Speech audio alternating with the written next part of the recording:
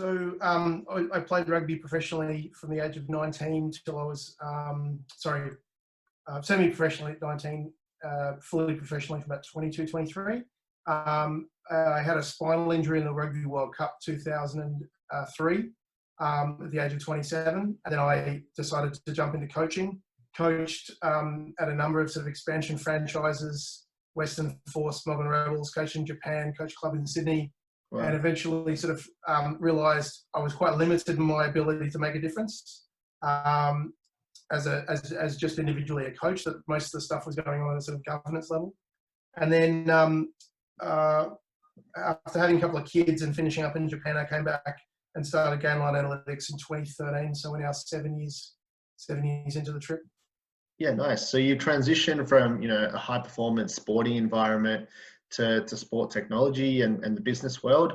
How did you think of starting your business, and how's it going so far?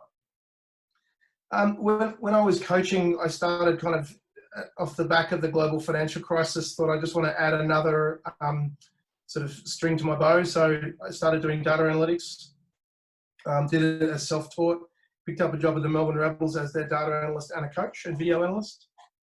And being a startup organisation, pretty much straight away they say, okay, you're the IT guy as well, or you have to do all these other components. So I learned very, very quickly. But the more I noticed, the more I started to look at data, the more I was finding that the stuff we were all looking at wasn't really data that was causing teams to win. It was just correlated. It wasn't really causative. So when I started Game Line Analytics, I actually started off as a completely different tool. It was actually about recruitment, about player availability. So I built this database based on who all the players were. But we just started to notice something about the clubs who were well built and the clubs who were poorly built. And it was around things like contractual stability, governance.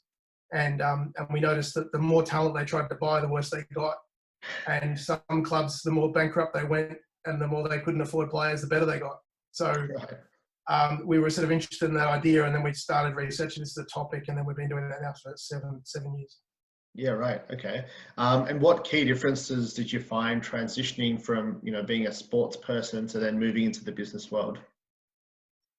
I didn't know what no sounds like. When you're playing, generally people say yes to you because you're sort of in that position. But when you're on the outside of clubs and trying to get into clubs and trying to have conversations, no is almost never no. It's I'll get back to you, or I'll talk to you soon, or we've all heard it.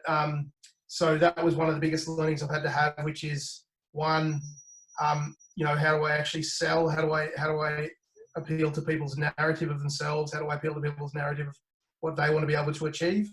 And also accepting the fact that sometimes the timing is just wrong. I mean, a lot of our clients come back 2-3 years later and say, okay, let's have the conversation now. And then secondly, when you're an assistant coach, a lot of what you have is outside of your control.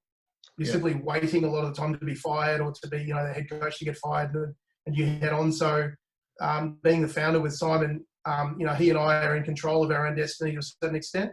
It's been a bit tested with COVID, but basically you actually sleep better because you're not simply at the whim of someone else's decision-making. Hope you enjoyed this episode. If you'd like to check out more of our content, go to sporttechdaily.com or follow us on social media across Twitter, LinkedIn, Facebook, or Instagram.